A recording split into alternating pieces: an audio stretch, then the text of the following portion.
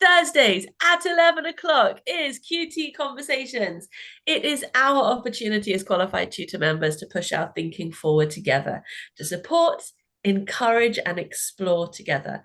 And I have a bit of a dream team group here today, so I'm really looking forward to seeing what we discover together. We've definitely found over the weeks and months that we've been sharing these conversations that there's been a real getting to know each other and our practices. And so there'll be lots of assumptions in this conversation because we really have a picture of who each other is in this room and how we work. And that's going to be really, really useful in this conversation because we're focusing on supporting SEND. So that is how tutors support students with special educational needs. And one of the interesting things about supporting students with special educational needs is all the extra bits that go along with it, the extra people that go along with it, the extra documentation that goes along with it, the meaning of those labels and understanding them, what you need to know and what you'd really rather not know so you can look at the student with fresh eyes. There's a lot there. There's a lot of strategies that the tutors in this room will have developed, and there's a differing level of experience as well that I think is going to be really, really informative. So we're going to start off with just a warm-up question in terms of what is your experience with supporting SEND? And some of us have a very, very long history with it, and some of us are new to it, and that's exactly as we want. Rosanna, can we start with you, please? Yeah, sure. So I would say in terms of specific categories of conditions, let's say that I've worked with students, I've worked with students who have been diagnosed with things like dyslexia before. So that has presented its own kind of set of experiences and challenges in trying to navigate that. One of them was actually a case where I suspected that the student had dyslexia, but it hadn't been officially diagnosed. So that was quite interesting in terms of trying to navigate that challenge, because that was through an agency, and one of the things that agencies will tell you is don't try and diagnose your students yourself, but then at the same time, if you do suspect things, you have to kind of raise it. So it was interesting trying to navigate that. I've worked with students with autism before as well, which was also a very interesting experience, and learning a lot about how to deal with that. And I've actually created a guide for working with students with SEND for an agency before, and I delivered a workshop on how to kind of go about that and things to bear in mind. So yeah, fair bit of experience. That's really bold, that last thing of creating content and sharing it. That's did you find that was a sort of a threshold for you where you had to build confidence, skill up, all of those things? Yeah, it was hard, I think, because there's a lot of information out there, and there's a lot of debate surrounding the different categories and the best way to approach it. And I think sometimes there's a discrepancy between sometimes what the official advice is, if you can call it that, and your actual experience on the ground. And you can kind of look at the, like the symptoms, for example, of a certain condition and be like, this is the best way to deal with this student. But there's also the issue of not treating every student with the same condition as if they're the same because of that condition. And the extent to which that condition defines how they learn varies massively as well. So, you've got to avoid that temptation of being like, well, I've got a dyslexic student, so therefore I need to teach them in this way. It's like, well, no, each student presents differently, and that applies to students without SEND as well. So yeah, it was fantastic. You are hitting all the notes, and the reason why I keep looking down is because I'm, as you know, taking notes so I can pull on our threads, and you absolutely nailed it. You really, really teed us off beautifully there. Thank you. Jenna, can I come to you next? I'm not sure what I can follow up with. I am a specialist in SEND, and I like to call myself neurospicy, because I have all of the tisms, as my students say. I'm autistic, I have ADHD, I have dyslexia, and then I have a bunch of the physical conditions that go under the disabilities section. And like today's a good example.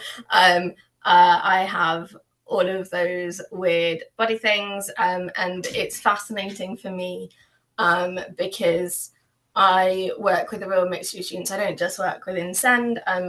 I also specialize in, thank you, trauma and SEMH. So that's your mental health and cognitive side of things, as well as kind of life stuff. I always struggle with SEMH, social, emotional, mental health. Yeah.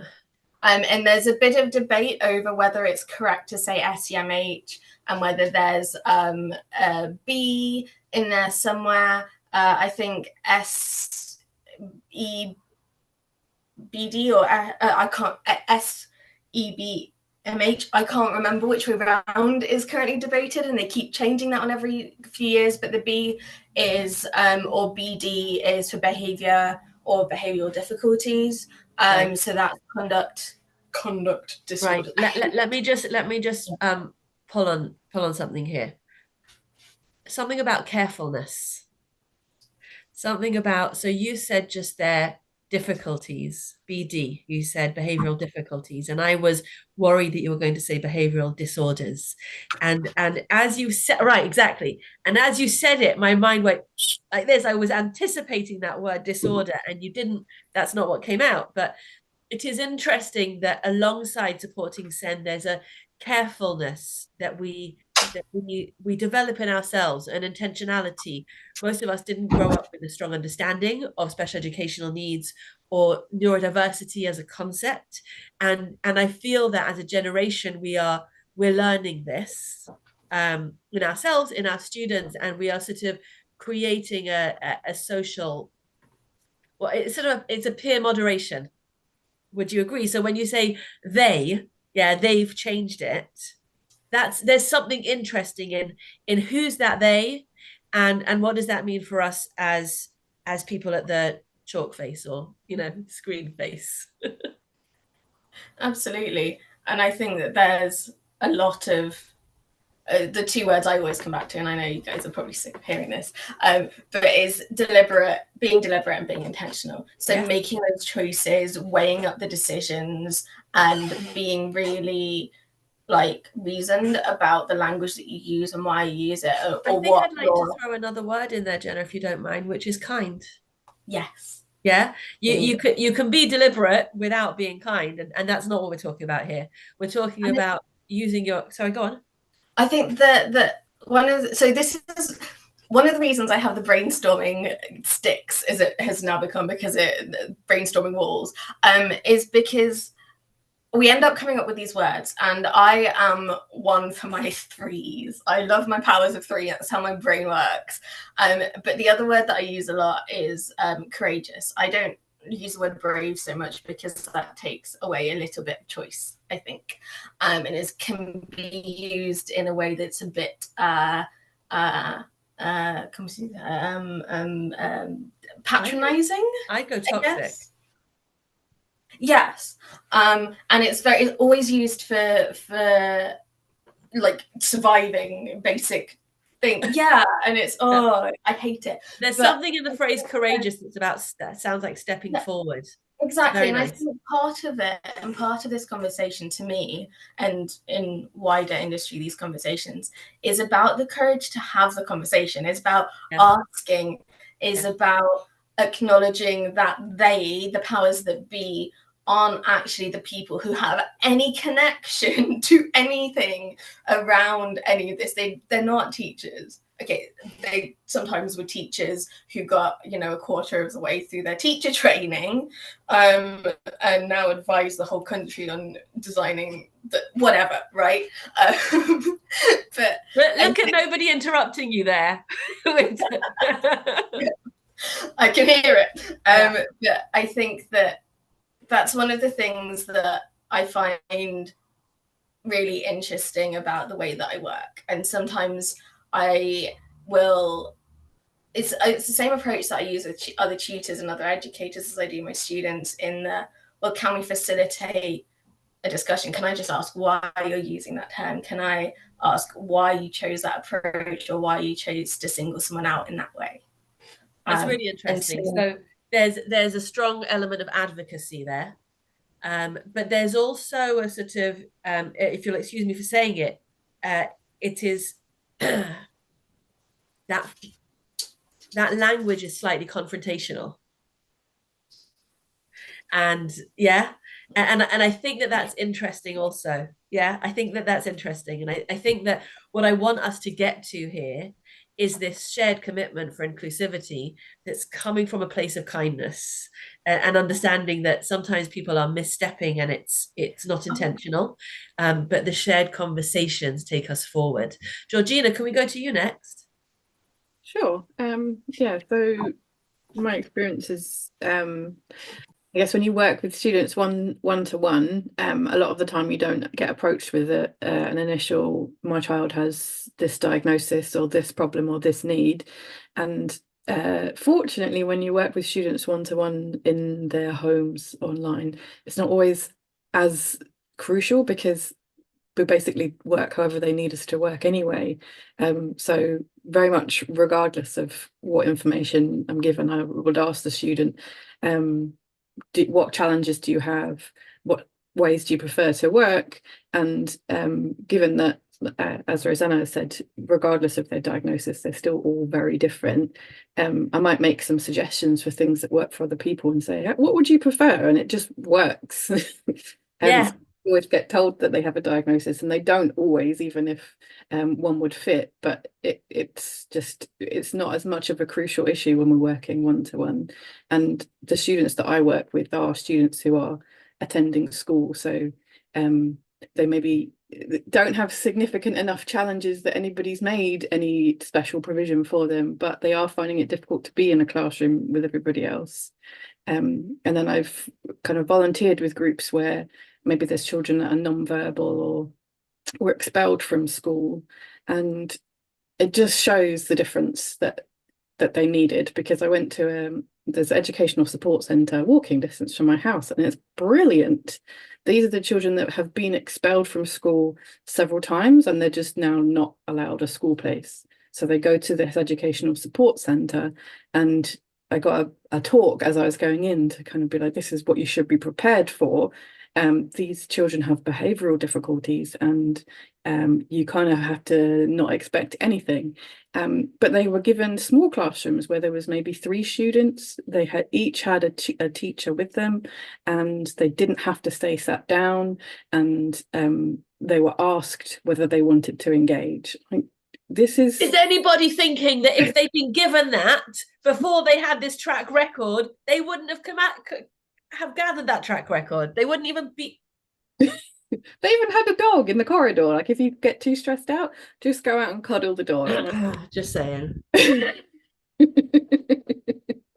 This is what they yes.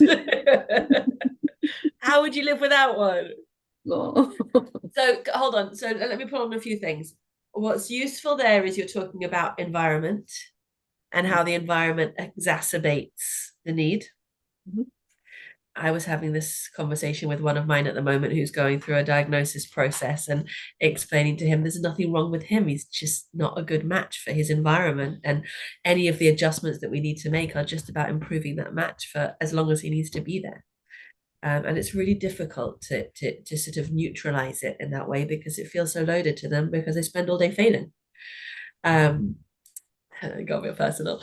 So the other thing that I think was lovely about what you described there was the choice that you give the child. You know, I love that language of, this works for other people. Would you like to try it for yourself? It's very neutral. And I think that's gorgeous. And I hope that we come back to specific examples like the centre that's down the road from you, because there are lots of resources out there that we don't know about, that makes a parent certainly feel like they're always stepping into the unknown and they're always the only one. And they're, you know, if you think about the level of organization it takes from a parent to even get a diagnosis for their child, right? And then we know that most of these diagnoses are generational, right? So if the child has ADHD, the mom is quite likely to have ADHD. And go on, Claire, show us what you got. I don't even know where to start. I know. Because, well, I've got 3 children, oldest autistic and trans, because they kind of are very similar. So I'm late. I was chatting to him because he's having issues, but he's 20 now at uni. He is doing brilliantly. but it's still a worry. Sorry, I just want to indicate there that he is doing brilliantly is that whole journey of changing your expectations, right? Yeah, It's from yeah. where we were, and not on anybody else's measurement stick. I'm so proud of him every day. He's living with people. He's found his own new family up in Nottingham, 3 hours away from me. He's not round the corner anymore or anything. So yeah, but he's doing really well. My middle one's just been diagnosed with ADHD, tried A-levels, dropped out. We're now getting apprenticeships. He's potentially got a new job starting maybe this weekend. Don't know. New career. And then my youngest is just like me, little mini me, potentially I've got that. And then I've worked special needs school. So I've done, and that was amazing. That was such a brilliant school. Again, small classes, having that extra support around that they need, and being able to let them sort of lead their education and give them support in so many ways. It's brilliant. But yeah, there's still a long way to go. I mean, I have students. I look over there because I'm seeing him tomorrow. I just know the students, and I've spoken to the mum. Severely autistic, but amazing. Absolutely, I just love tutoring him. He's brilliant. But there's yeah, and I'm always really, really wary about being too. It sounds trite to say that working with students with SEND can be immensely satisfying, but you've just said it there in your amazing. Like that was amazing, right? Yeah, I love it. Pick that for us, it's just brilliant that all their different personalities, and you just have and I will teach them in their every student is uniquely different, no matter whether they're SEND or not. I'm doing revision technique, and every child has to learn their revision technique, and every child is different. This is why having a class of 30 is so hard to. You've got to teach in one way, and that doesn't encompass everyone's style, and that's where it's difficult, isn't it, when in that classroom environment? But that tutoring one-to-one or in small groups, you're able to do that. I'm thinking about the bell curve and how, right? So, the majority of learners can cope with that best fit middle approach. And then what's happening here in SEND is you're picking up the people who have been sliced off. And we use the metaphor, which is a really emotive metaphor. During BET, one of our speakers, Kelly Hannigan, used the phrase of taking a star and forcing it through a square box, which means that you chop off all the sparkly bits. And it's a lovely approach because it's so emotive, and we're so aware that we want our children to sparkle. So there's tons there. Jan, I'm so glad that you brought this into the conversation, because I had a feeling that was your case, and I think it's lovely for us to put you in that questioning, curious role. So do you want to sort of explain to us what you do know about working with SEND and supporting SEND, and we'll go from there? Yeah, I think with students with normal needs, they can follow you quite well during the class. But yeah, I think when it comes to online tutoring with special needs students, that will be more difficult, since some student might have ADHD. How can you guarantee that student can sit there for half an hour or even longer? So I wonder, what kind of techniques people have or teachers have to deal with this kind of students? Yeah, absolutely right. And I think I apologize for my use of words, Jenna. It might not be normal, but I don't know. That's fine. Yeah, and it's okay. It's okay. So this is a safe space. Yeah. And each of us have been through our own journey and learned through experience.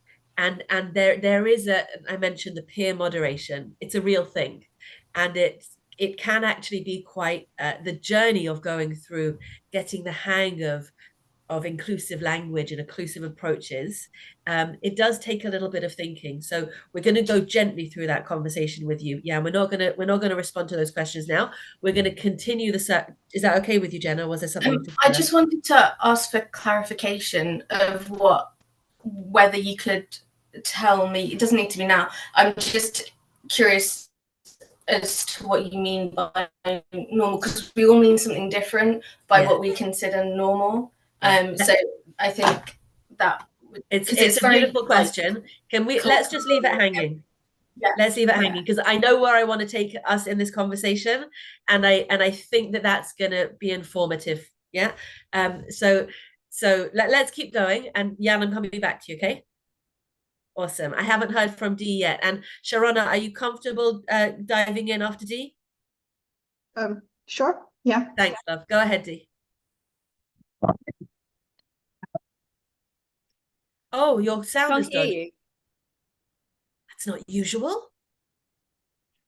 Unplug and replug. It's usually Jenna. The headphones need a reset. She's back. We can hear her. I'm just Go going on. to turn them back on again. We can hear you now.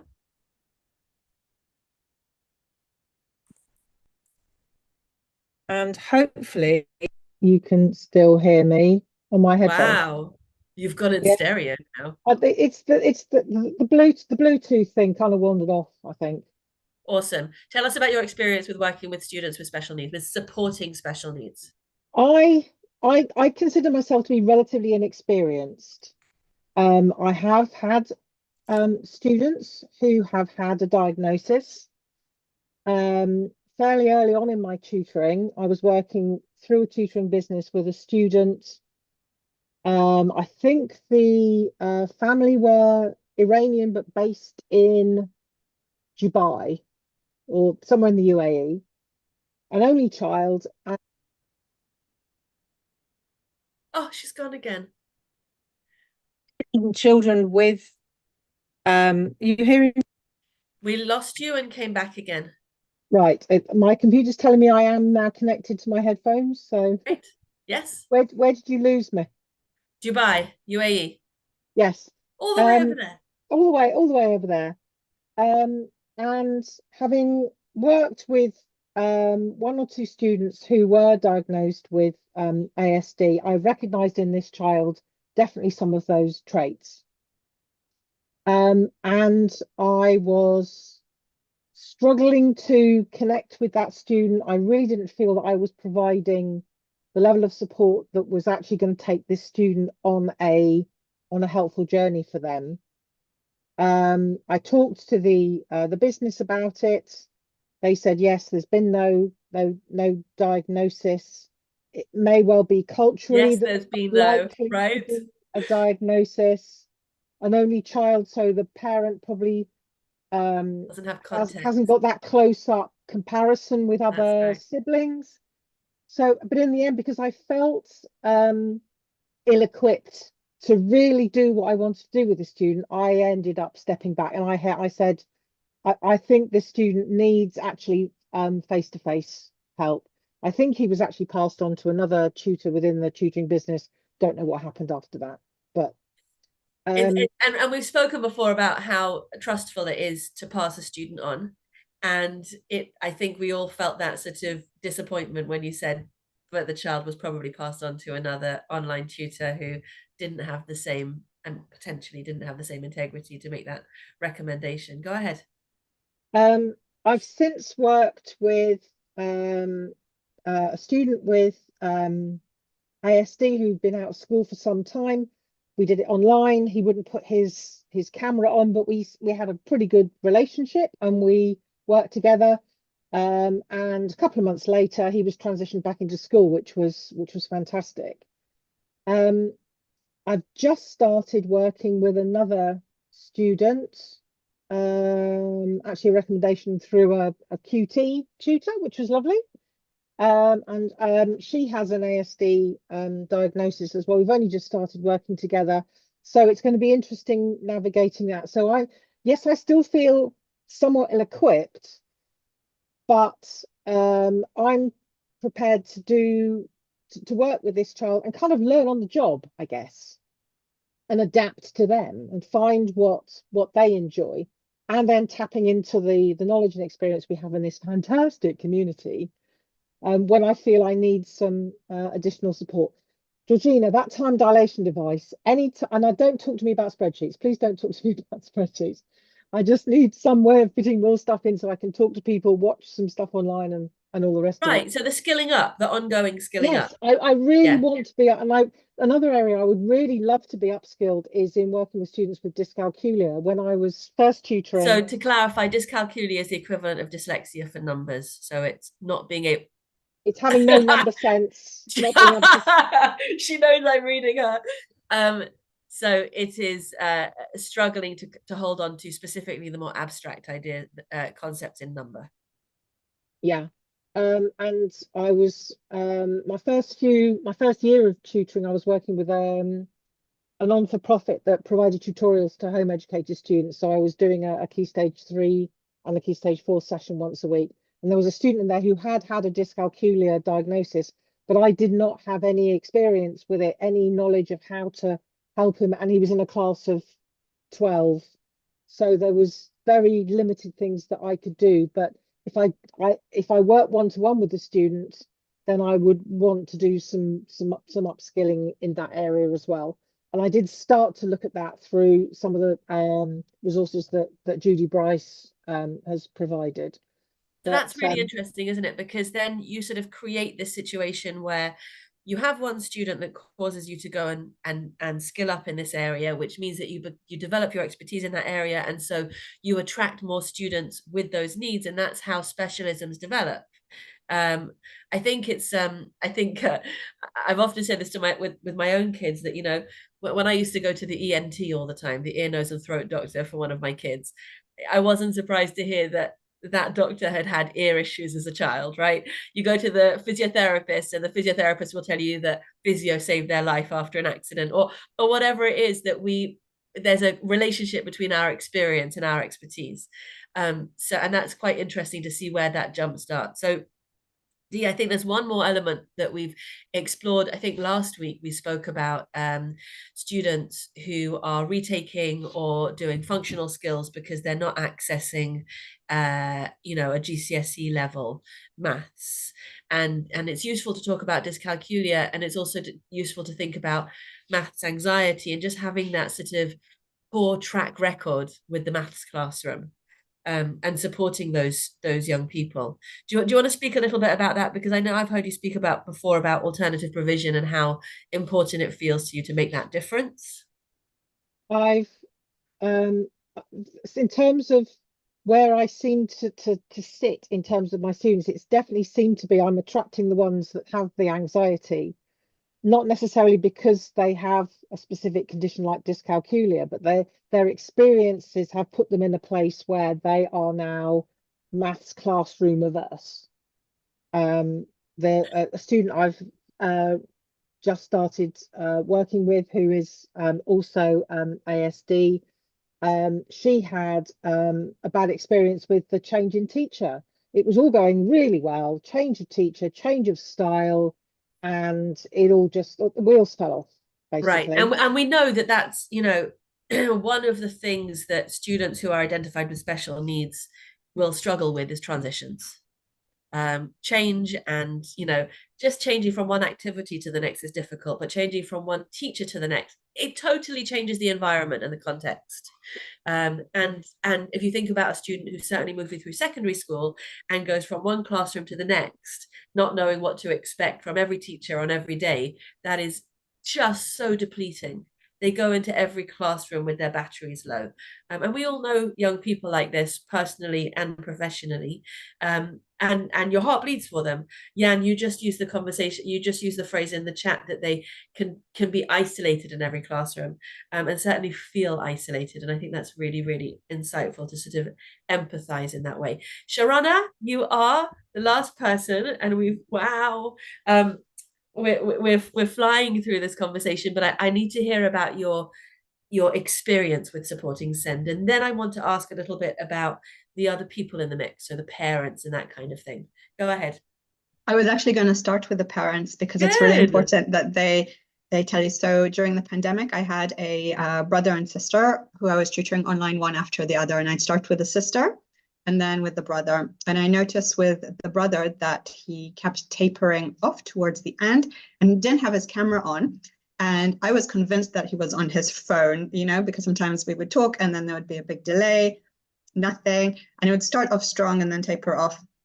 And so I said to the mom, is he on his phone? I can't really tell. Sometimes the communication just, cuts off. Is not concentrating. I'm not really sure. And then she says, oh, yes, we've just started him on ADHD medication. So I thought, oh, it would be nice if you told me this before so that I would know. And then we had a few more. And so then I recommended, okay, why don't we have him first and then his sister second? So that... Sorry, we need to clarify. So ADHD medication has a specific window and it helps, and then the help tapers off, and then you see the child going back to their original behaviors. I think so. And this was also in the evening as well. So, right. By that time things were also... So a student who is taking ADHD medication will tend to take it in the morning before they go to school, which means that they have the burst of most of the help with self-regulation whilst they're in the school environment, which can mean that the tutor gets the tail end of the day. And then, we already know that we work in the witching hour. Yeah, the students are already tired when they come to us. But in Sharana's case, this student is significantly depleted. Yes, and I remember it was something about the sister had some kind of music thing later, but I said, no, let's switch them around. So we switched them around. It helped maybe a session or two. And then I think I went beyond because I said, look, I'd rather do this face-to-face. I can't do this online. And they did live about 10 minutes drive from me, so it wasn't such a big deal. And it was during the pandemic, so we kind of weren't meant to, but it couldn't go on like this online. So I said, let me just come in. I was going to come for 2 hours anyways for him and her. So we started doing it face to face. And then that's when that's when I could see the real progress, because there was a lot more, there's interaction. And I knew he was trying and all of that. So I know it's not always possible to do this, especially when you're in a different country it's far. But that's really, really important. Thank you. So, we talk about how useful online tutoring is because it reduces the tutor's turnaround time, because it means that we can access students that we wouldn't otherwise be able to access, and students who are, isolated for whatever reason can access the support. All of those things are awesome. Is tutoring potentially students with special educational needs less effective online than in person? Depends. So in this case, I made the decision. I knew I couldn't go on doing this online, and I didn't want to lose them as clients. So I thought, let me do this. It would be much better for everybody involved, myself too, because I was getting frustrated. And there's a big thing like that. When you have tutor frustration, it doesn't help anyone. So you also need to take care of yourself. So in this case, it helped. When you said the other one, I was going to sorry, let's hold on to that for a second. So because Dee mentioned that before as well. Dee, you said that you felt that you weren't able to help that student, and so you passed them on, and it's partly responsible for the student, but also, like you said, the tutor energy, your own energy becomes, it's disheartening if you feel like you're not doing the right thing for that student. Yeah, and then they might as well find somebody who can do. Then there was I think I talked about this before, another girl with dyscalculia as well, and lovely. Everybody was absolutely lovely, but an ADHD, the retention levels were nothing. So during the lesson, it was great. The grasp of numbers was really slow. And this is one where we started then doing, so I went to her in person. Hold on, sorry, I just want to clarify. You say the retention level. So you're saying remembering the information from one session to the next. Yeah. Great. And this is when I decided, let's go online, but do 15 minutes every day. So what a luxury. So 15 minutes online, because obviously I was not going to go in person for 15 minutes, but this way we could just do short bursts. And this was okay, but it wasn't great. And I realized something about the education system, how maths is mandatory. And of course, as a maths person, it's great.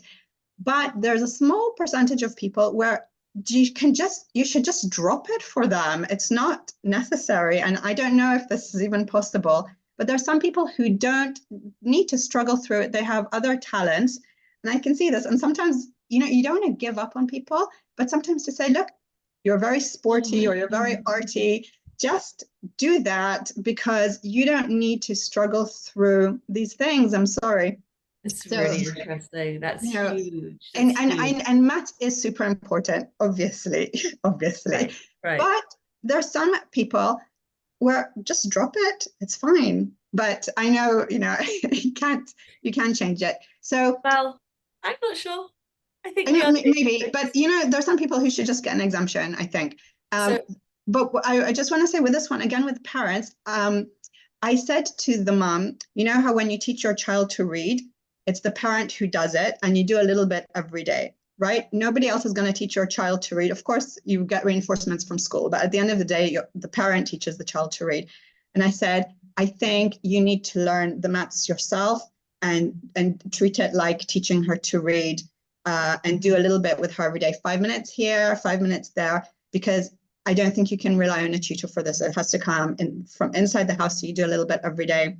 And so eventually kind of let that go because I couldn't do much, but I thought if the mom did it herself 5 minutes a day and she could learn it. And I even offered to her, I said, why don't I tutor you? I can just show you. Wow.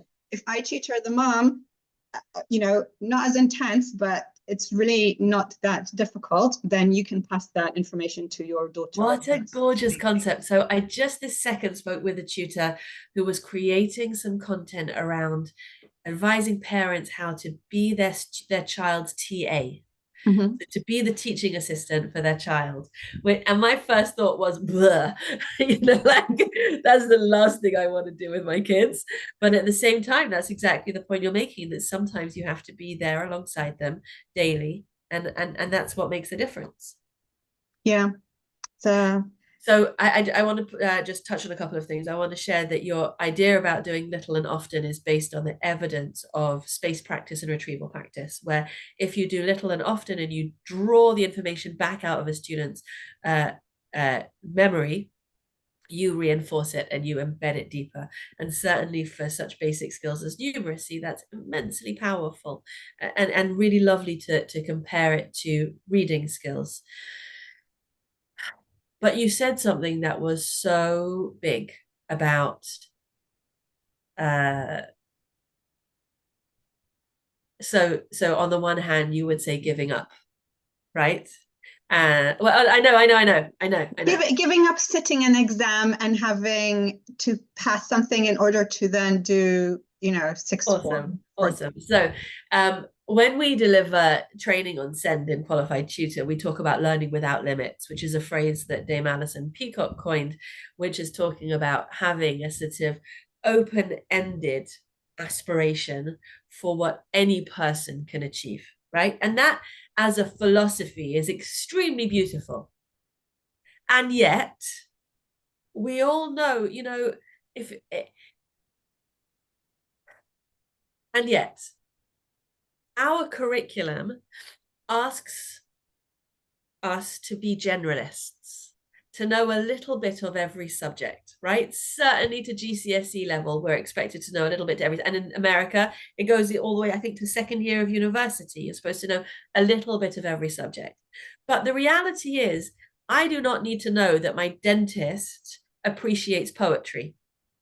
I need to know that my dentist is a really, really expert dentist. And at what stage do we stop worrying about being a generalist and start thinking about leaning into your specialism? So you said that student is wonderful at art or at sports or at drama, and let them lean in and be successful in those areas, right? So Ken Robinson talks about finding your element, which is that place where you have a natural talent and aptitude, and the world needs what it is that you do, and put those things together. And in his book, he uses lots of wonderful examples.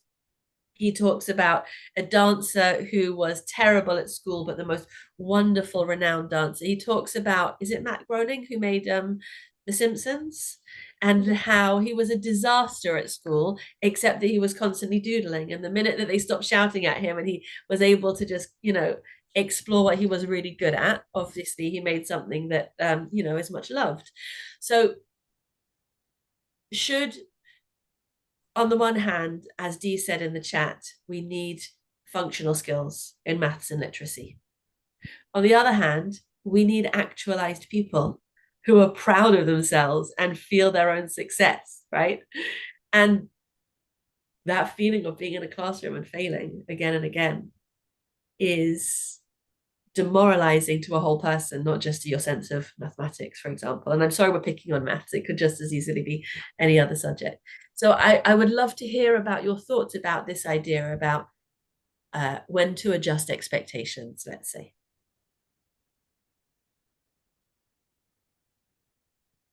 From me or from anyone? From anyone.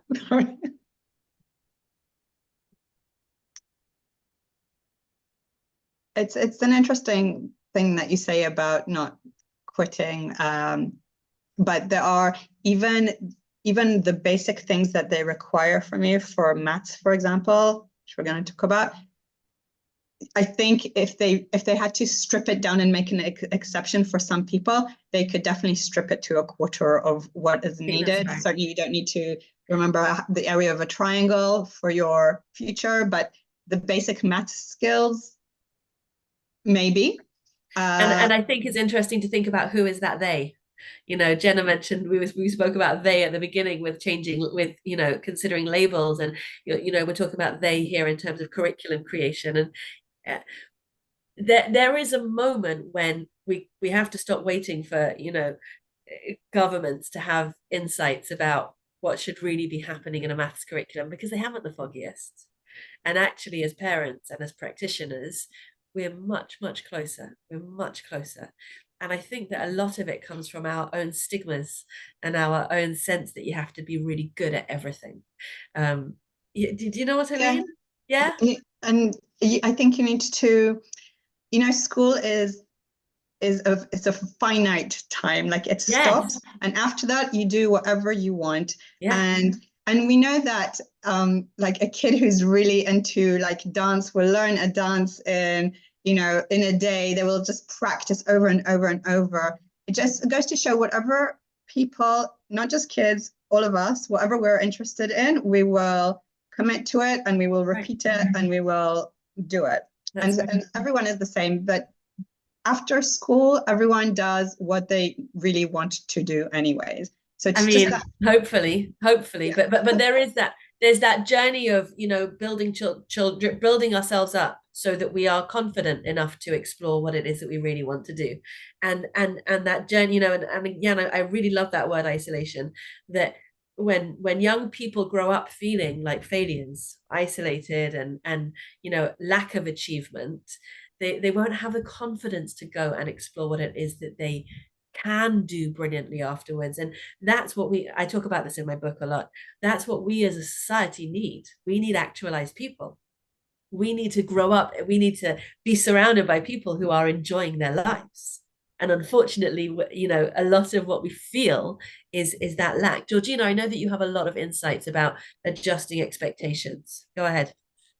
It's the first thing I do is when I start working with a student, ask them their expectations, because usually the process works that I've had a conversation with their parents and they've said, I've decided to hire a tutor because, and the child might be sitting in the background and I might hear some mumbles from them, but usually I've not really heard much. So I'll say, what did you want to achieve? Why do you feel like you want to work with a tutor? And what exam outcomes would make you happy, and why? So when you've done your exams, what are you going to do with that? So if they say to me, I'm going to go and do something completely unrelated to maths and science, then there's no way I'm going to say you need to get really good grades in maths and science. I'm going to say you need to pass maths so that you never have to do it again. Does that feel like an achievable goal to you? And lay out for them how to do it. But it's about what they want to do next, and if it actually is going to benefit them to do it. I do think it's worth them learning that sometimes to do the things we want to do, there's going to need to be some hard work and some commitment to boring things for a little while. We can make it more fun for them and we can make it relevant, but if there's no reason for them to put that work in, why bother? Right, it's that sense of purpose, isn't it? And can I ask you though, as somebody who loves science, does it break your heart to have those conversations? No, it's really helpful, because I'll say, like, do you have any interest in studying sciences? And they'll say yes or no. And then I'll say, what are you interested in? And then given that they've asked, I've been hired to teach them maths and science, then when I'm talking about the curriculum content, I'll be making it relevant to their actual interests, because science is the entire world. So they don't necessarily have to I be. thought maths was. No. Rosanna and I have other opinions, but we'll keep them to ourselves. Agreed. So this conversation has flown by, and I'm really glad that it was fresh and surprising. I think we didn't talk about the things that you usually hear in a topic of supporting SEND. I think I like that it wasn't too practical, and I like that it sort of, you know, was some fresh ideas. I'm curious to hear from Jan whether or not it felt helpful to you. Yeah, definitely. I just feel like it opens a door for me to this new field. And yeah, Rosanna already sent me some material to read. I'm very keen to learn more about it. Fantastic, good for you. I remember the journey of learning about inclusive practice, and how there's some personal development that goes alongside it, because you genuinely feel like you're opening your mind and you're becoming more empathetic. I don't have time to go around the whole room. I want to just share with you that I hope that where we get to as a culture is understanding that every single one of us has special educational needs. Every single one of us is a unique blend. And unfortunately, we think in shorthand, and we tend to use the bell curve, and we tend to assume that normal is the bit in the middle. But actually, normal is a bell curve. The whole bell curve is normal, right? And people who fit really well into one context fit very poorly into different contexts, and people who peak at high school do not necessarily cope in life, and the other way around. Ian Gilbert talks about the lie of school, and I think that what I would love for us to point to as a community more than anything else, and I know that this is in our fabric here, is kindness. And is building out a culture of kindness where we show up with the intention to include every child and every adult, and to take the time and make the headspace to understand what it is that they need and what it is that we need. So we speak about being safe, skilled, and supported. And that's because in order to have that headspace, I had a long conversation with my husband about this yesterday. I think it's really powerful. Having a headspace, certainly in a time with social media and all the rest of it, headspace is the premium. Giving young people, giving each other time and space is the premium. That's the biggest value. It's the highest value thing that we have. And creating safe cultures where we can do our thinking is what this is all about. So thank you again for participating. I hope to feel better by next week, because I'm going to go and rest now. But you guys have been completely awesome in this conversation. If anybody is watching this on LinkedIn and isn't yet a qualified tutor member, please come to qualifiedtutor.org and find out more. Thanks again to Rosanna. Thanks to Georgina. Thanks to Jenna. Thanks Dee. Thanks Sharona. Thanks Jan. Thanks Claire for bringing your expertise. You guys are the best. Bye. Thank you. Thank Bye. you.